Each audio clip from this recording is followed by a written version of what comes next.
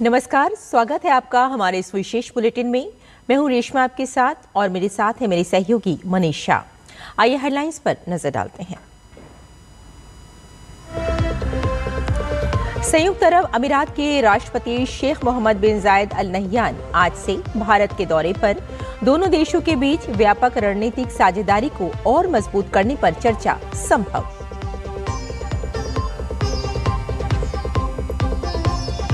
छियासीवां अखिल भारतीय पीठासीन अधिकारी सम्मेलन आज से लखनऊ में। देश भर की विधानसभाओं के अध्यक्ष व विधान परिषदों के सभापति होंगे शामिल।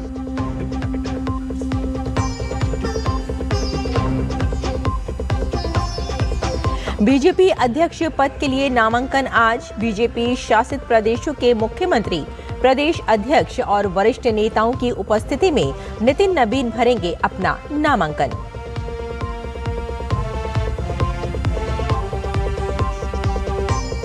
विश्व आर्थिक मंच का 56वां वार्षिक सम्मेलन आज से स्विट्जरलैंड के दावोस में। भारत की ओर से कई केंद्रीय मंत्री और सरकारी प्रतिनिधि मंडल समेत विभिन्न कंपनियों के सीईओ होंगे शामिल।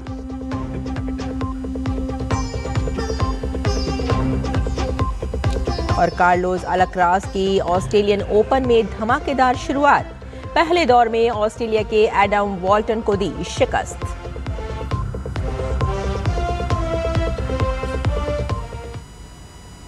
और आइए अब समाचारों पर डालते हैं विस्तार से नजर।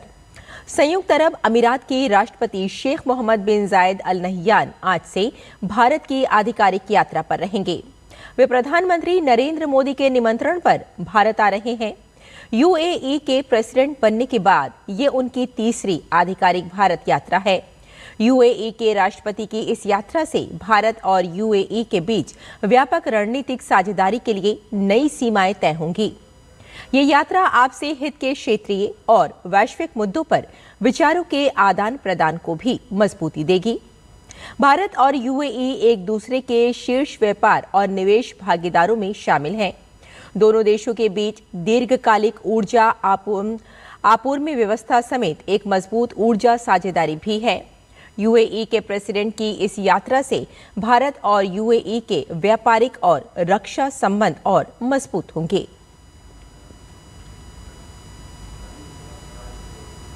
86वां अखिल भारतीय पीठासीन अधिकारी सम्मेलन आज से लखनऊ में उत्तर प्रदेश विधानसभा में शुरू होने जा रहा है। लोकसभा स्पीकर ओम बिरला उद्घाटन सत्र को संबोधित करेंगे। सम्मेलन में देश भर की विधानसभाओं के अध्यक्ष और विधान परिषदों के सभापति शामिल होंगे। इस दौरान विधायी निकायों के सचिवों का 62वां सम्मेलन भी होगा। इसकी अध्यक्षता उत्तर प्रदेश विधानसभा के अध्यक्ष सतीश महाना करेंगे। सम्मेलन के दौरान पीठासीन अधिकारी, सचिव और प्रतिष्ठित प्रतिनिधि विधायी प्रक्रियाओं, संसदीय परंपराओं, सदन के संचालन, सुशासन और मौजूदा विधायी मुद्दों पर व्यापक चर्चा करेंगे। 3 दिवसीय सम्मेलन के दौरान गणमान्य व्यक्ति, पारदर्शी, कुशल और नागरिक केंद्रित विधायी प्रक्रियाओं के लिए प्रौद्योगिकी का लाभ उठाने के विभिन्न पहलुओं पर विचार मंथन करेंगे। साथ ही दक्षता बढ़ाने और लोकतांत्रिक शासन को मजबूत करने के लिए विधायकों की क्षमता निर्माण और जनता के प्रति विधायिका की जवाबदेही पर भी चर्चा होगी।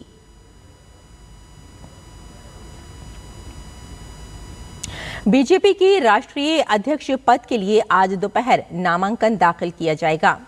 बीजेपी के कार्यकारी अध्यक्ष नितिन नबीन की तरफ से बीजेपी के राष्ट्रीय अध्यक्ष के चुनाव के लिए नामांकन दाखिल होगा।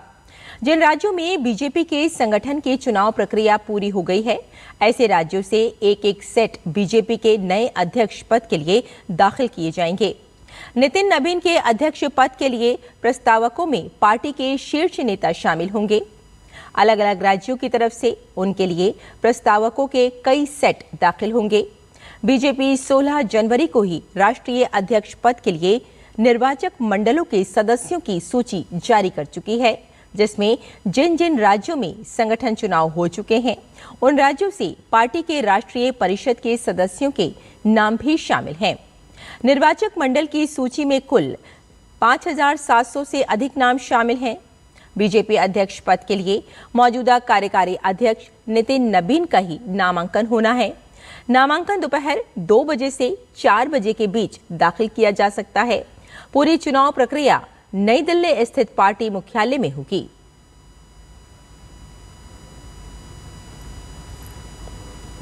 और विश्व आर्थिक मंच का 56वां वार्षिक सम्मेलन आज से स्विट्जरलैंड के दावोस में शुरू होगा। इस 5 दिवसीय सम्मेलन में 130 देशों के 3000 से अधिक प्रतिनिधि और 64 देशों के राष्ट्र प्रमुख शामिल होंगे। इसके लिए आयोजन स्थल पर सुरक्षा के कई कड़े प्रबंध किए गए हैं। इस सम्मेलन में AI दुनिया को कैसे बदल रहा है जैसे विषयों पर चर्चा होगी। सम्मेलन में भारत की ओर से 100 से अधिक CEO और सरकारी प्रतिनिधि मंडल भाग लेंगे। सम्मेलन में शामिल होने के लिए केंद्रीय मंत्री प्रहलाद जोशी और के राममोहन नायडू पहुंच गए हैं। साथ ही सम्मेलन में महाराष्ट्र, आंध्र प्रदेश, मध्य प्रदेश, असम और झारखंड के मुख्यमंत्री निवेशकों के लिए अपने अपने राज्यों में व्यवसाय की संभावनाओं का प्रदर्शन करेंगे। सम्मेलन में कर्नाटक, उत्तर प्रदेश, केरल और तेलंगाना राज्यों की सरकारों का पवेलियन भी मौजूद रहेगा। स्विट्जरलैंड के दावोस में होने वाली इस वर्ल्ड इकोनॉमिक फोरम WEF 2026 की सालाना बैठक में भाग लेने के लिए महाराष्ट्र के मुख्यमंत्री देवेंद्र फडणवीस भी दावोस पहुंच चुके हैं। वहां उन्होंने केंद्रीय मंत्री प्रहलाद जोशी और किंजरापू राममोहन नायडू से मुलाकात की। केंद्रीय मंत्रियों ने उन्हें महाराष्ट्र नगर निगम चुनावों में शानदार जीत के लिए बधाई दी। सोशल मीडिया पर अपने पोस्ट में देवेंद्र फडणवीस ने लिखा कि महाराष्ट्र के भविष्य को आकार देने वाले विचारों पर दुनिया के साथ जुड़ने के लिए वे पूरी तरह तैयार हैं।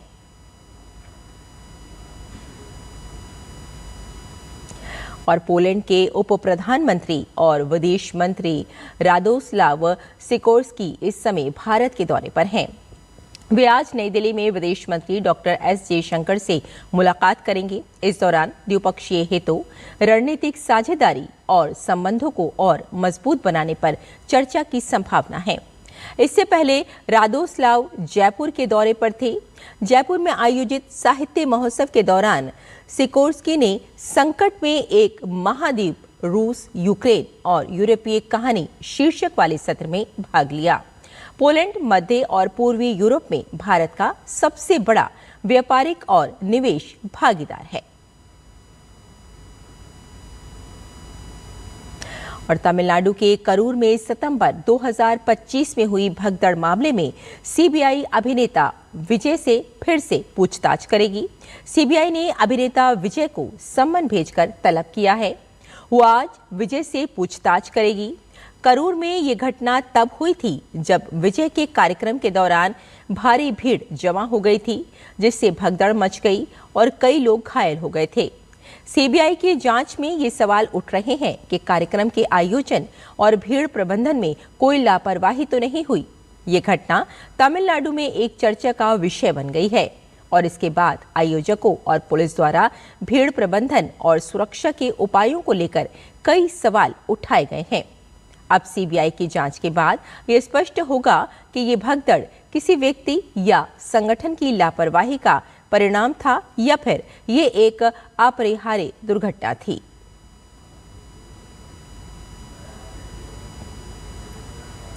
राष्ट्रपति भवन में होने वाले एट होम कार्यक्रम के लिए खास तौर पर निमंत्रण पत्र डिजाइन किया गया है।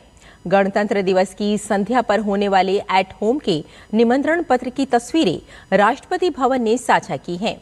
इस साल की निमंत्रण किट में भारत के पूर्वोत्तर क्षेत्र की परंपराओं को दर्शाया गया है। राष्ट्रपति ने सोशल मीडिया पर लिखा कि ये निमंत्रण पत्र अष्टलक्ष्मी राज्यों के कुशल कारीगरों और शिल्पकारों के लिए एक पुष्पांजलि है। एट होम कार्यक्रम के निमंत्रण पर भारतीय डाक विभाग ने विभिन्न गणमान्य शख्सियतों तक पहुंचाए हैं।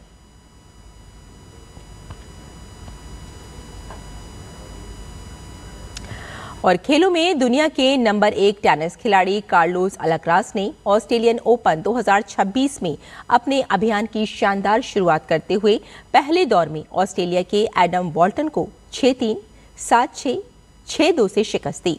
अब अल्काराज की नजरें 2026 ऑस्ट्रेलियन ओपन पर टिकी हैं। यदि वे खिताब जीतते हैं तो वे चारों ग्रैंड स्लैम जीतने वाले सबसे कम उम्र के खिलाड़ी बन जाएंगे। वहीं महिला सिंगल में विश्व की नंबर 1 खिलाड़ी आरियाना साबालेंका ने ऑस्ट्रेलियन ओपन में जीत के साथ अपने अभियान की शुरुआत की। साबालेंका ने फ्रांस की वाइल्ड कार्ड खिलाड़ी त्यातसोआ राकोतोमांगा को 6-4, 6-1 से हराया। तो हमारे इस विशेष बुलेटिन में फिलहाल इतना ही। मुझे और मेरी सहयोगी मनीषा को यहीं अनुमति दें। नमस्कार।